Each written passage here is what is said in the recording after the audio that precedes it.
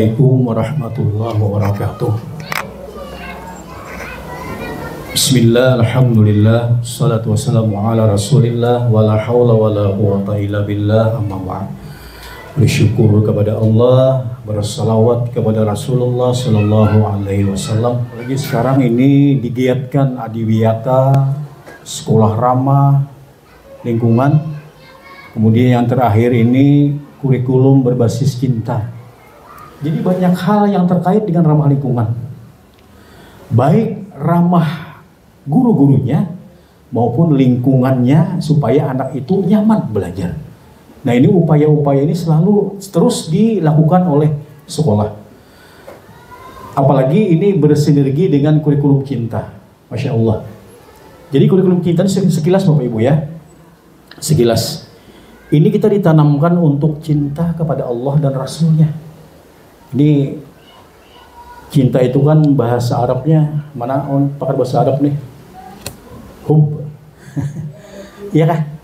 Hub, habbah, mahabbah.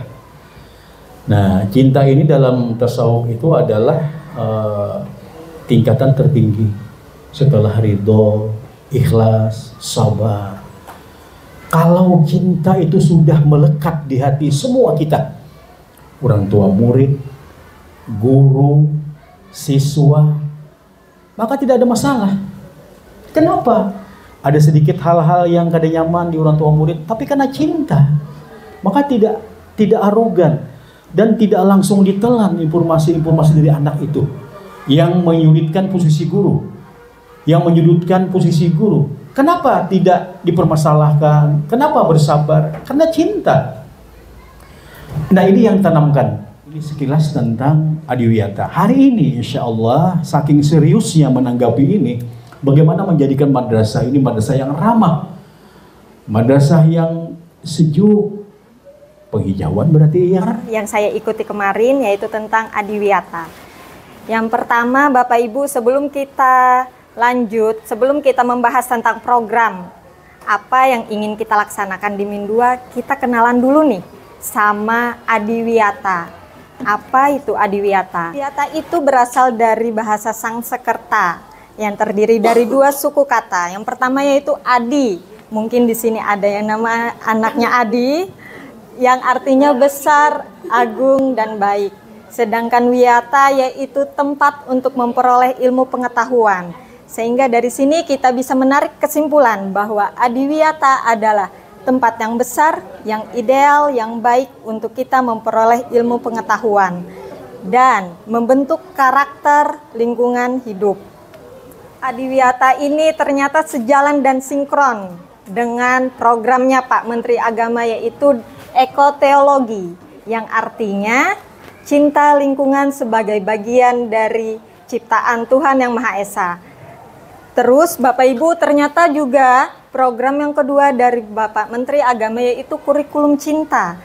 Salah satu di dalamnya yaitu cinta terhadap lingkungan. Jadi Bapak Ibu di sini yang turut andil dalam adiwiyata berarti kita juga turut menjalankan program dari Bapak Menteri Agama. Adiwiyata juga punya manfaat Bapak Ibu. Yang pertama sudah pasti dan pasti, yaitu lingkungan madrasah menjadi bersih. Yang kedua itu amal jariah. Kita semua yang turut serta dalam program adiwiyata ini berarti kita menghasilkan kebaikan untuk lingkungan. Mungkin nanti ada siswa-siswi kita alumni Min 2 yang bisa menjadi bupati, gubernur, dia ingat akan program-program kita Bapak Ibu. Jadi di situ kita juga punya amal jariah adiwiyata. Ada 3, yaitu yang pertama edukatif, yang kedua partisipatif, dan yang ketiga berkelanjutan. Edukatif sudah tentu Bapak Ibu, kita melaksanakan program adiwiyata, berarti kita mencoba menanamkan karakter, cinta lingkungan, gerakan perilaku, sadar akan kebersihan lingkungan terhadap siswa-siswi kita di Min 2. Bukan hanya siswa-siswi Bapak Ibu, kita juga semua. Partisipatif, Bapak Ibu di sini juga sudah berpartisipasi untuk adiwiyata. Sudah tentu kami perlu partisipasi dari Bapak Ibu. Yang ketiga, berkelanjutan. Jadi kita tidak hanya stop waktu kita dapat, Min 2 dapat penghargaan menjadi sekolah adiwiyata. Bukan hanya sebatas di situ Bapak Ibu, tapi kita berlanjut Bahkan tidak hanya di lingkungan madrasah, di lingkungan sekitar rumah kita pun kita tetap menjalankan program Adiwiyata. Nah, sekali lagi Bapak Ibu ditekankan bahwa Adiwiyata bukan ajang perlombaan. Tidak ada menang, tidak ada kalah. Namun, Adiwiyata, dengan adanya Adiwiyata kita dapat membangun kesadaran siswa-siswi akan pentingnya lingkungan yang bersih, sehingga mereka melakukan gerakan perilaku yang akan menjadi habit dan karakter mereka. Program Adiwiyata, salah satunya yaitu pengelolaan sampah. Pengelolaan sampah bisa kita bagi jadi 3 tahap. Yang pertama yaitu reduce atau mengurangi bahan-bahan yang memungkinkan menjadi sampah. Pertama, salah satu hal kecil di sekolah ini saya lihat yaitu masih menggunakan gelas plastik.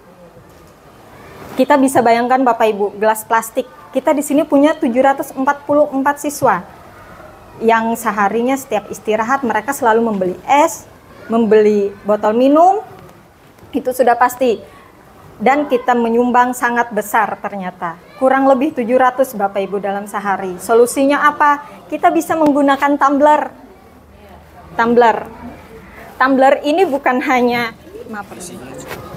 tumbler ini bukan hanya kita sebagai FOMO ikut-ikutan tren. Selain keren, kita juga bisa menyumbang kebaikan untuk lingkungan kita. Namun Bapak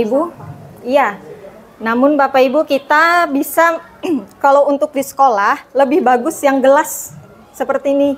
Jika botol kita susah, kita kan kerjasama dengan kantin juga kan Bu, mereka akan susah nih menuangkan minuman-minumannya. Dan yang kedua yaitu reuse, menggunakan kembali botol minum yang kita hasilkan tadi, yang kita sumbangkan, itu bisa kita gunakan kembali Bapak Ibu. Bisa kita olah menjadi mungkin bros, mungkin Bapak Ibu bisa dari kemasan-kemasan es yang plastik kita bisa menghasilkan baju, ya kan Bapak Ibu. Nah, kita menggunakan kembali. Jadi ada sedikit cerita waktu rakor itu Bapak Ibu, saya sempat terkesan mendengar itu salah satu sekolah di Jombang.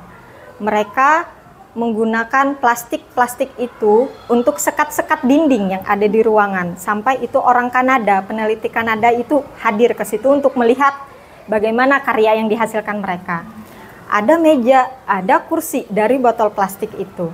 Bukan lagi mereka Bapak Ibu yang mencari susah-susah, tapi dari siswa. Siswa itu satu orang wajib membawa 2 botol. Kalikan saja kita 744. Apa yang kita hasilkan? Bisa jadi meja, bisa jadi bros yang mungkin kita jual dan menghasilkan.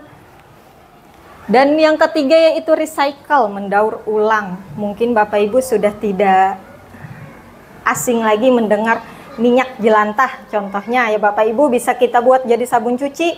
Nah itu tadi sekolah di Jombang itu mereka buat sabun cuci Bapak Ibu. Terus mereka jual. Dan minyak jelantah ini mereka sangat mudah mencari. Itu dari ibu-ibu yang mengantar siswanya. Jadi setiap pagi ibu-ibu bawa nih 1 botol minyak jelantah atau setengah botol berapapun. Sedikit pun mereka sekolah terima. Karena apa? Itu sudah menghasilkan untuk sekolah mereka Bapak Ibu.